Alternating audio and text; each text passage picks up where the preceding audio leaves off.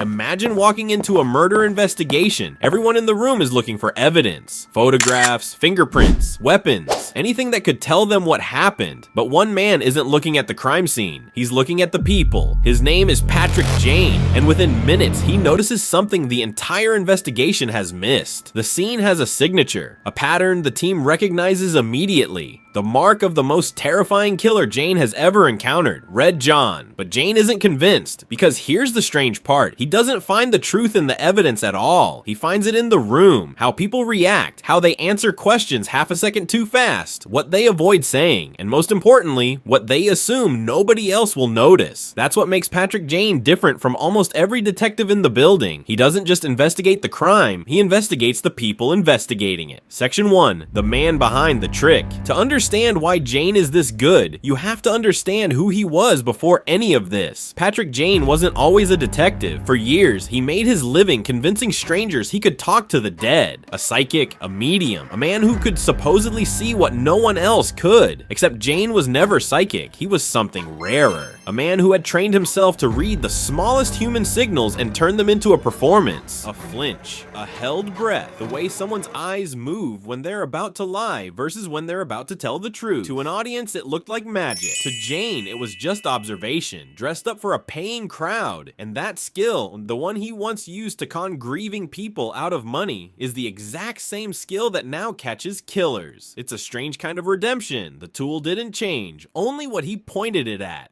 Section 2. The mistake that changed everything. But there's a darker chapter to this story. The one that explains why Jane can never fully walk away from his old life. Years earlier, that same showmanship led Jane somewhere he never should have gone. On a television broadcast, riding high on his own reputation, he made a claim he couldn't back up. A public insult aimed at a killer the police hadn't even caught yet. He called that killer disturbed, insecure, small. He was talking, of course, about Red John. It was arrogance, theater, the kind of thing a showman says to keep an audience entertained. Red John was listening. What happened next isn't something we need to describe in detail here. But it's the single event that ends Jane's career as a performer and begins his life as something else entirely. A man with nothing left to lose and one purpose left to serve. Find Red John, whatever it costs. Section 3. Why this case is different. So when Jane walks into that crime scene and sees Red John's signature staring back at him, you'd expect him to be certain. Instead, he hesitates. Something about it doesn't sit right. It's too clean, too obvious, like someone wanted the police to see exactly what they're seeing. And this is the heart of what makes Jane valuable to the team he works with, even when he drives them insane. Everyone else in the room is asking, what happened here? Jane is asking a different question entirely. Who wants me to believe this is what happened here? Because if there's one thing Patrick Jane has learned, from years of conning people and from losing everything to a killer who outsmarted him once already, it's this. People lie constantly, consciously and unconsciously, with words, with silence, with the story they tell themselves. The evidence can be staged. A scene can be dressed up to look like something it isn't. But behavior is much harder to fake convincingly under pressure. And that's the one thing Jane never stops watching. By the end of this first case, Jane hasn't just questioned witnesses. He's questioned the entire premise of the investigation, and that's the pattern you'll see again and again across this show. Jane doesn't out-detective the detectives, he outreads them. In part 2, we'll break down exactly how he does it, the specific techniques, the real psychology behind cold reading, and the moment his obsession with Red John starts to blur the line between justice and revenge. Because knowing how someone thinks is very different from knowing what they'll do when they finally catch the person who destroyed their life.